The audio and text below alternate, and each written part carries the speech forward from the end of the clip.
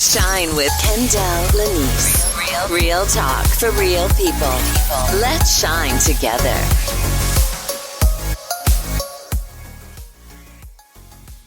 Allow me to introduce myself. Thank you for shining with me first and foremost every week on Shine with Kendell Lenice. I am a certified transformational life coach, speaker, author, as well as a certified financial coach. Each week I hope to elevate you, educate you, and entertain you with our various guests and various topics here on Shine with Kendell Lenice. Thank you so much for tuning in. Don't forget to tell a friend. And now on to this week's show.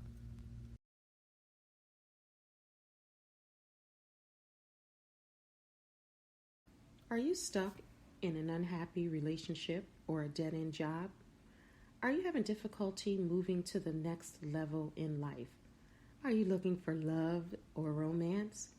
Are you looking to achieve and accomplish your goals? Are you looking to get more clarity on your vision? Do you struggle with self-esteem? Are you looking for insight, trying to figure out what you're trying to do with your life? These are some of the things I can help you with. Hi, my name is Kendell Lenice, and I'm a certified transformational life coach. For more information about my life coaching services, please visit livingtruelivingyou.com. Now back to the show. Hello, my cuties. So that's my name, y'all. Let me just explain. So on all my videos now, I'm trying to use that term, my cuties. And I've been using it for a while, but I haven't really talked about it, or people really don't know why I say that. My cuties are my supporters. You know, they have the names for the supporters, the Beehive for B, or the Navy for Rihanna. And I'm not saying I'm a multi-platinum in business and owners and all of that. But, you know, that's my name for my supporters, my cuties, because a lot of people ride with me. A lot of people rock with me and have been doing it for many years. So that's my term of endearment to the men and women, because the men can be cuties. The women are cuties. Cutie with a K. Kuities.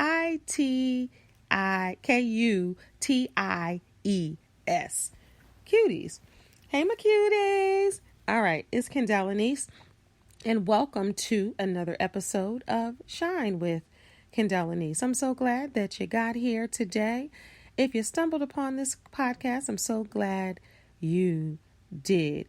If you're one of my cuties, my loyal listeners and supporters, thank you so much for continuously coming back to hear what the life coach has to say. Thoughts from a life coach.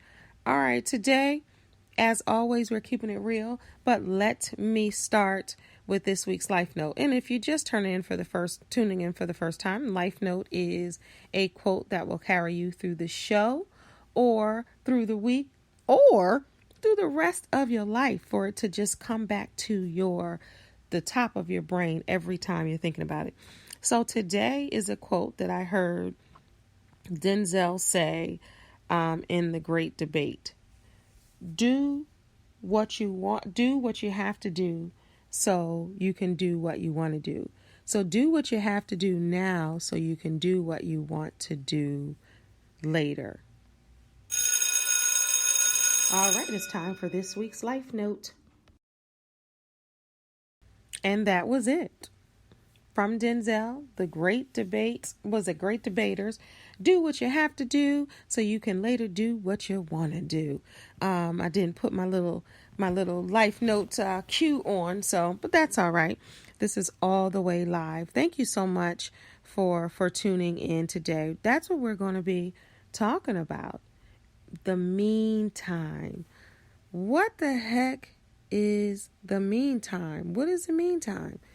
The meantime simply means during the time before something happens or before a specified period ends.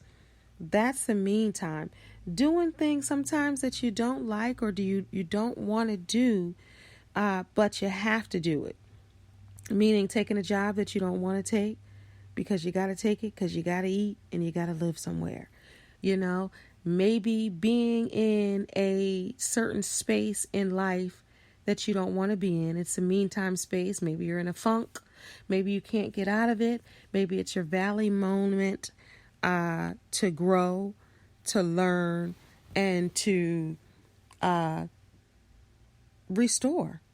So that may be your meantime moment. Your meantime moment, if you're sick, is that recovery period. That time that you have to take. You may not like how you feel. You may not like, what's happening, but that's a specific time before something else happens. Maybe that great health happens. Everyone knows about the meantime because everyone has to sit in a meantime. So even in my first empowerment book that came out a few years ago, I talk about the meantime jobs, the meantime moments. Sometimes, y'all, it's a meantime relationship. You're trying to sit in that thing and it ain't feeling good and it ain't good, but you're sitting there during this time before something happens or a specified period ends. It could be you gave your relationship a year to see, what you guys can do, what can you work on, and that's a meantime moment. Or it can be a meantime relationship where you're passing the time away because you're legally separated. And I know in some states you got to be legally separated and go to counseling and all that before you think about divorce. That might be your meantime moment. Or your meantime moment can be with a family member. Yeah, this family member got one more time. It's my mama, my daddy, my sister, my aunt, my cousin. I'm going to wait, just to see if that apology really means something and it's going to be something that they stick to. So sometimes you have to be in that valley. You have to be in that meantime for growth. Just like a flower or a vegetable is planted in the ground, right? It's a seed. So you put the seed in the ground. In the meantime, it's cooking and baking and being nourished by the sun, by water, by, the growing process. So you're in that space right there for the meantime. And a lot of people don't understand the importance of the meantime because most people want what they want now, right? How many people want what they want now? And that's everybody. That's the nature of people. Like, don't tell me I gotta wait. I want what I need right now. But the meantime is the best time because you can see what you're made of. You can see what God is doing. You can put your faith to action, to works.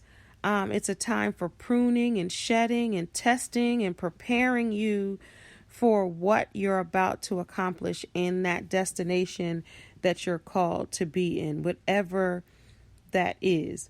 And people don't like it. Nobody likes waiting. Nobody likes not wanting what they want. But listen up. Y'all have to wait.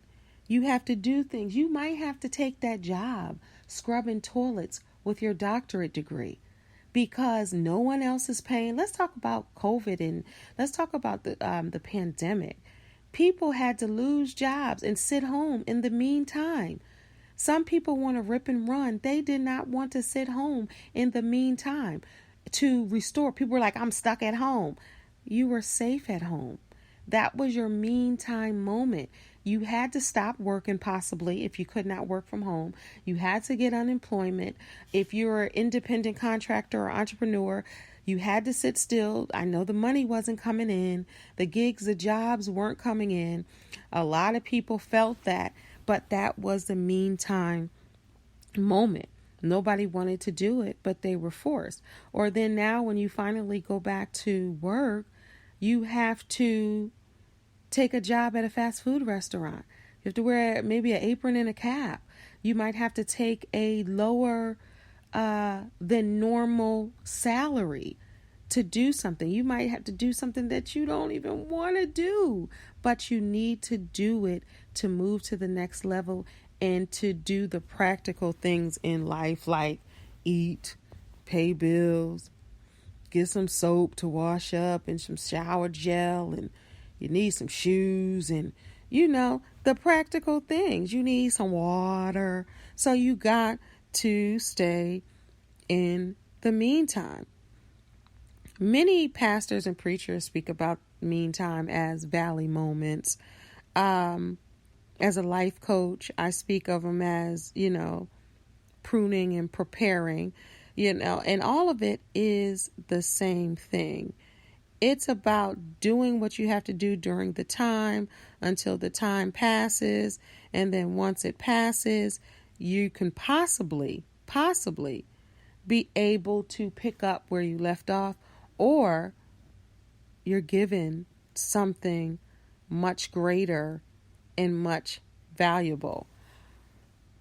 Think about that. A lot of people don't think about that. They just think about what they want and needing it now. But you're going to have to be able to sit in that thing. I remember, story time alert, I remember being at a job many years ago. And it was after, was it after? No, it wasn't. It was a job years ago. And I remember my job that I was on was moving to a different state. So I could either go to West Virginia or I could find another job. So I found a meantime job. Y'all, I've talked about this publicly before. It wasn't a meantime job that I wanted. It was a meantime job that I had to do. I mean, I was doing accounts receivable and payable, paying bills for their company, and, making sure I sent out invoices to get paid. So that's what accounts receivable and payable is.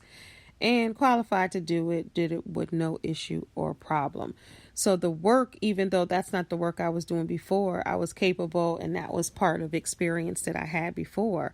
I don't even see jobs with accounts receivable and payable now. They might call them something different. They might be office managers of the companies doing that, but I don't see those listings often anymore. But back then that's what it was. And I remember doing that. And I got hired with another woman. I'm a black woman. She was a white woman. And this is a purpose here. So doing the job was cool. She was cool. The vibe was, it was pretty cool. We were in the front office. The one receptionist who was in the front office with us, she used to always leave out. And I one day, leave out the doors, go to her car, come back. And she would do that maybe 4, 5, 6 times a day, till finally your girl, meaning me, was like, why do you always keep running to your car? What's in the car? You got a man in the car? You getting some smooches and, in between work? You going to get some coffee? What you getting? So finally she was like, come with me. So she came with me, white lady, purpose, and she was hitting the bottle, had a little flask, and she would be running back in her back seat, taking a sippy sip, right? So it's me and the 2 white ladies. One is the receptionist in the front office, and the other one is doing the bills like me. The one that got hired at the same time, remember? So I'm like, okay. And I remember I got the job, and this was, y'all, after I wrote my first book. I had to take a meantime job, that meantime space. I had to take that, and I had a book. This was back in, my first book came out, that might have been 2004, 5, somewhere around then. That was a meantime because I had to leave my job. No, that wasn't even then. I'm trying to think of these dates, y'all. It was back in the day. I can't even think but it was a long time ago. But anyway, I had a book out at that time, And, or I just wrote it, just published it, I can't, somewhere around then. And I remember like, okay, I'm going to take this job. It seems fair enough. Can't remember the pay. I wish I could. But I had 2 children and I was divorced at that time. So I was like, okay, got to work. So I say all that to say later the job became weird. This is a famous company that if I said the name, you would know exactly what company, but I don't want to get sued for slander. Well, actually sued for telling the truth because that's what I'm doing. But yeah, I don't want no problems. But they had a warehouse attached to, and it wasn't Amazon. Amazon wasn't popping then. But it had a warehouse attached to it. And then it had, mega office space. And then it was a warehouse. So the girl that got hired with me would always disappear too. So remember, the other one's disappearing, going, hitting the flask in the car. And this one is disappearing. This married one was disappearing and she was always hanging in the warehouse with the guys. So I'm like, okay, so I'm there, trying to juggle and do all the work of 3 people, 1 person, because they want to keep dipping it and doing it. And one time they were together in the bathroom and I walk in the public bathroom and the one girl with the flask has her shirt off and she has her shirt off with a bra on. This was the beginning of online dating, I think AOL chat and all of that. And she was taking pictures to be on a dating site and the other girl who got hired with me was taking the pictures. So that was one of the places I'm like, where the heck these women go? Then one would be outside and one again would be in the warehouse. Later to find out this married one had a crush on another guy that was in the warehouse and she kept dipping and doing it over there. The other one was dipping in and doing it in the car, doing her thing. And then both of them was dipping it and doing it in the bathroom. Right. So long story short, well, no, I got to tell you this part. So in the front office, remember, so you guys know when you go to Sam's, Costco's, BJ's, they have the big containers of cheese balls, right? Which is just nasty thinking about it. It's like cheese puffs, except in the balls. So they would have that in, like if it was open from the very beginning and I opened it or saw it open, then I might get some, or party mix or something like that.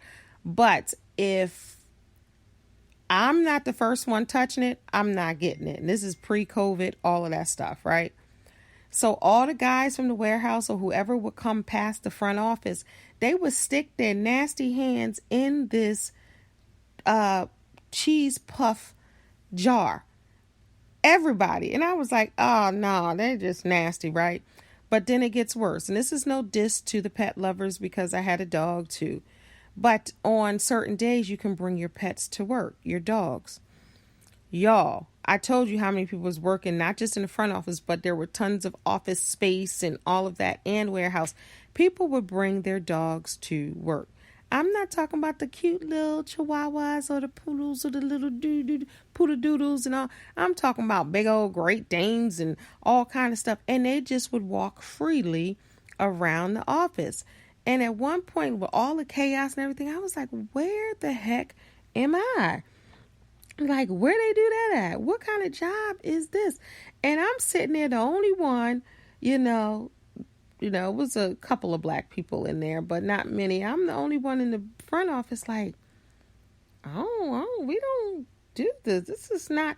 Until one dog licked my keyboard, I was like, this is too much. But it was so much drama. It was so much adultery. It was so much drinking. It was so much doing certain things that I just wasn't a part of, especially at a workplace, that I was like, God, take me out of this place if I'm not supposed to be here. It was just crazy in there.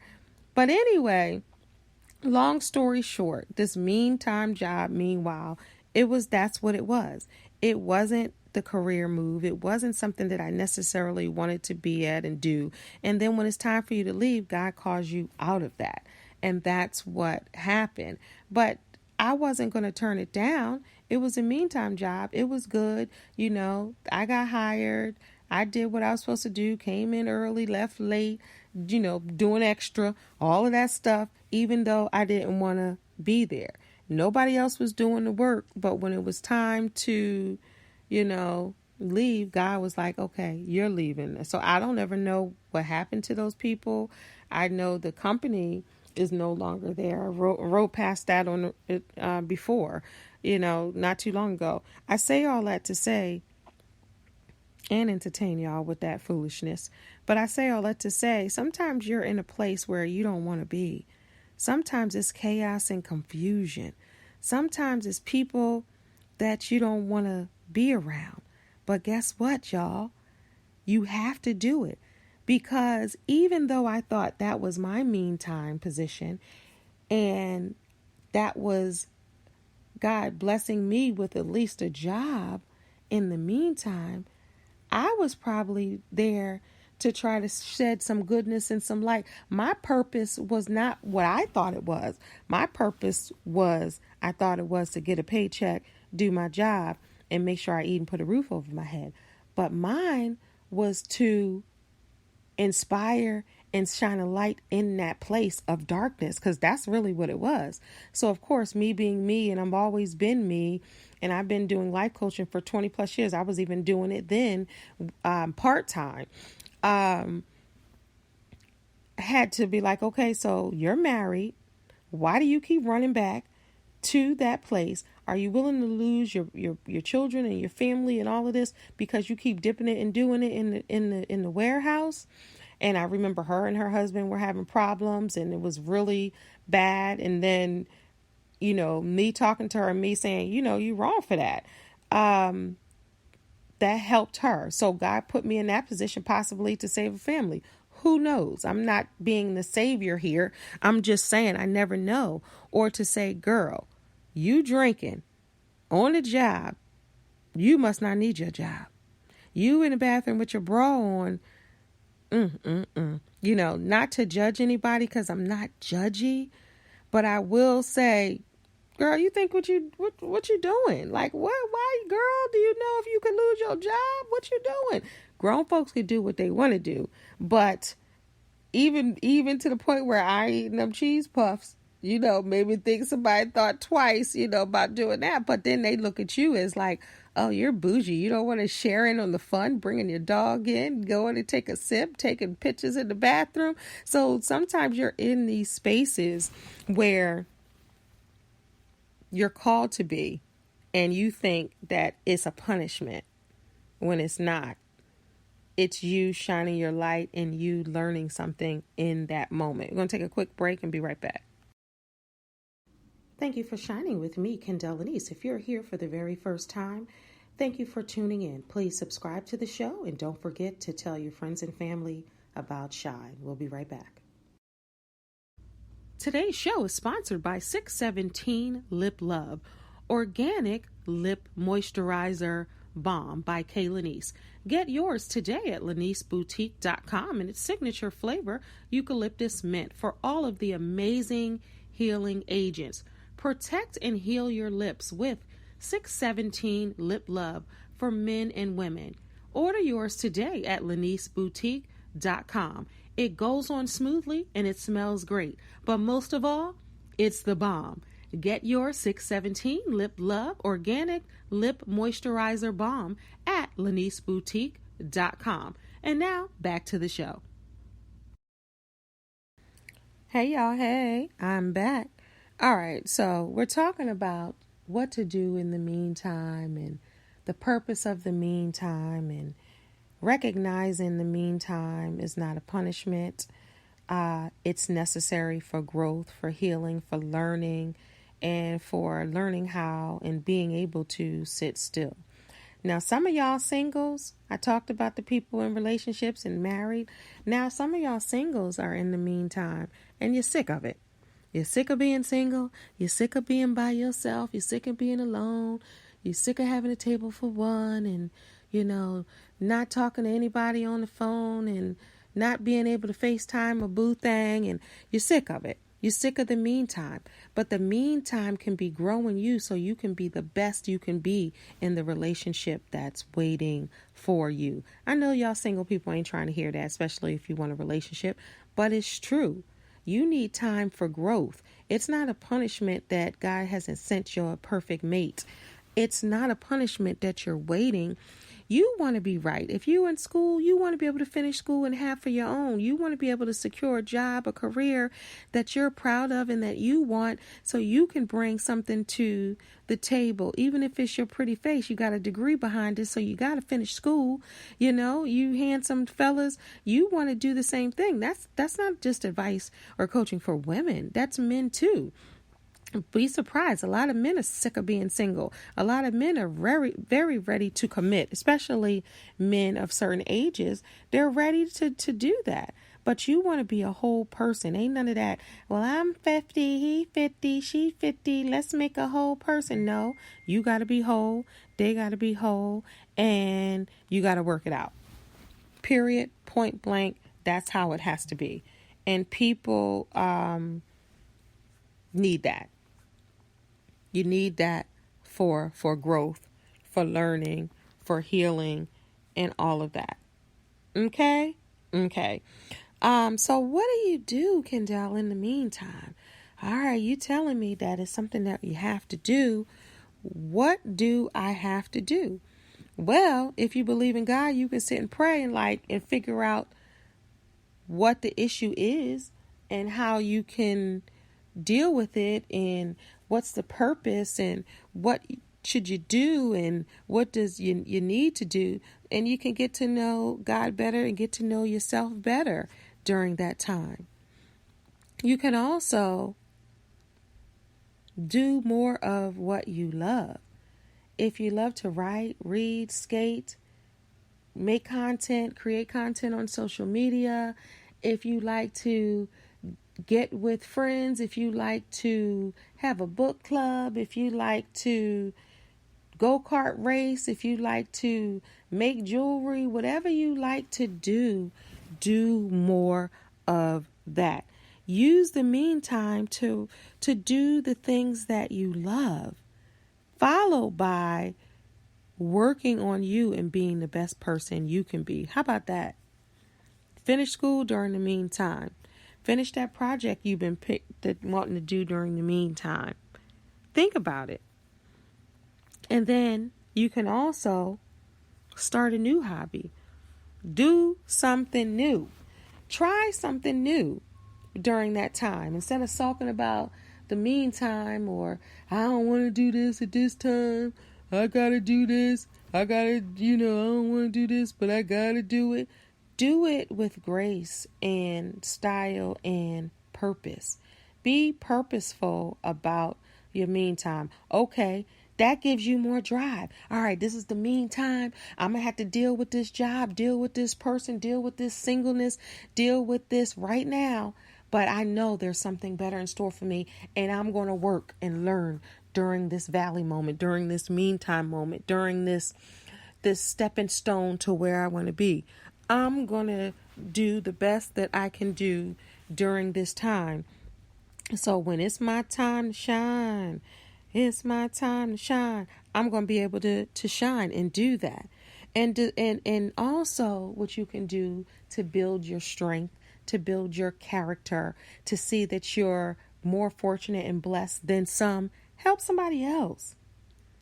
Call somebody and say, hey, you need help. That's the best time to help somebody. When you barely can help yourself, that's the best time to help someone. So you can stop sulking in your meantime and realize how fortunate you are. Also, show gratitude. Give thanks. Thank you.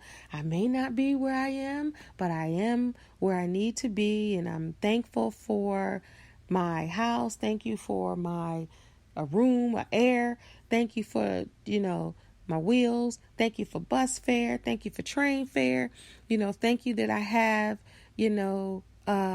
cool in the summer and heat in the winter. Anything that you can think of. Thank you for my breath. Thank you for my children. Thank you for my dog, my cat, my mouse, my whatever you got. Thank you. That's what you can do. Also, know that this too shall pass. Know that it's the meantime. And remember, the meantime is the time before you get to where you need to get to. That's the meantime. So don't look at it as a punishment. Look at it as a season. Look at it as a season, right? Think about that.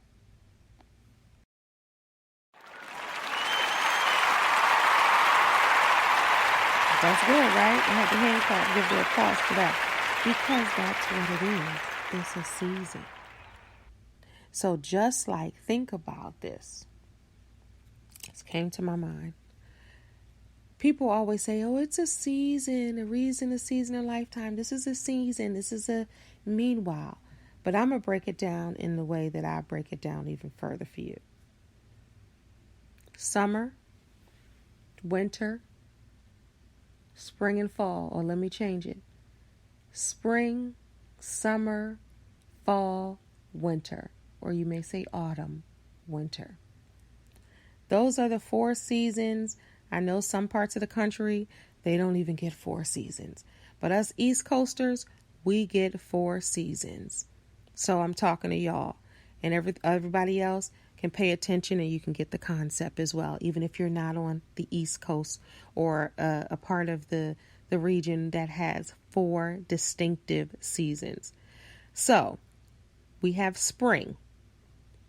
Spring is very nice, about 70 degrees, pretty much all the time. May rain, may not, but it's 70 degrees, 65 to, let's just say, 65, 68, 70 degrees. Beautiful weather. Some people like it cold, or some people like it very, very hot. So, the spring is the meantime. You got to endure the spring to get to the summer. Now you get to the summer, depending on where you are, 80, 85, 90, 95, 100 degrees or more. You're hot. You got what you asked for. And now you're complaining because you want to go back to the springtime with the 70 degrees. But that meantime, that season is over. You have to move on to the next season. So now somebody in the summer might be in the meantime because they hate the heat, they hate the humidity, they hate the hair falling and the skin, whatever reason you hate the summer, you don't like to have your feet out, whatever, right? But the summer for you is the meantime till you get to your next season. And that next season is the fall/autumn. Now, yes, this is my season. I can wear my boots. I can wear, a little jacket. I can layer my clothes. I can look cute. Yes, the fall. But now, the fall, some of the fall days are getting too cold. You like, dang, I wish it was summer again. Why? Because you weren't grateful in that meantime. In that season, you wanted something different. So you moved to the summer because that's what you were asking for. But now you don't like it all the time. It's too hot, you're sweating, you're menopause, you're this, you're that, all of that, you don't like it. It's too hot, your brows are, sweating and all of that, you don't want it. Okay, wait out it in the meantime, because the next season is winter. So now you didn't like the summer, now there's winter because you wanted some cold, you wanted them poom pooms, girl, so you got them. That's from the movie Baps, by the way.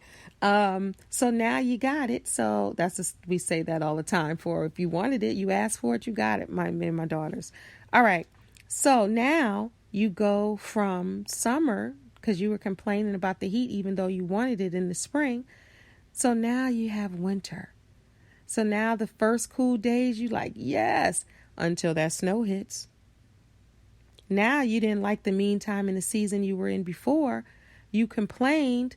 Now you're in this one and you're complaining. This is the nature of what happens. This is the new season. Embrace each season as it comes. Prepare yourself for each season. In the winter, get some boots. Get a fly winter coat. Get a dope hat. Get some cute mittens, gloves, whatever you get. and ride that thing out. Why? Because you know a new season will be coming. So in the meantime, in the between time, in the meanwhile, deal with the season that you're in with grace, style, understanding that this too shall pass. And then you'll be done with it. And then you go on to the next season. That's what life is like. It's an evolution. You revolve, you evolve, you go from this step to the next step, where you might be in the meantime for a little bit, and then you go on to what you're called to be on. You may or may not have a meantime then you go on. It's like stairs. You start at one and you keep going up. Sometimes you got to back that thing up and then come back up. Sometimes you got to step back to move forward. Did you hear me? Sometimes you got to step back to move forward. I'm just saying. And you have to really look at it like that. But embrace everything that you can embrace when you can embrace it, because your purpose is around the corner from the meantime. So what is the importance of the meantime? The importance of the meantime, once again, is to see what you're truly made of, to see what truly God is made of, to see what you can do, what you can achieve, what you can accomplish, what you're capable of. What's another way to say you're in the meantime? You're in the interim. You're in a temporary space. For the time being, these are all synonyms. Until then, during, sometimes, for the moment, those are all synonymous for the meantime. And in the meantime, that's where your growth happens. That's where the seeds are planted. And just like seeds under the ground, sometimes the meantime is dark, but the light will shine again, and you will grow past that darkness if you understand your meantime purpose. Y'all got it? I hope so. It's so important for you to catch that. It's so important for your growth and for your healing and for your understanding. And I want everybody to get that. I sincerely do. It's so important.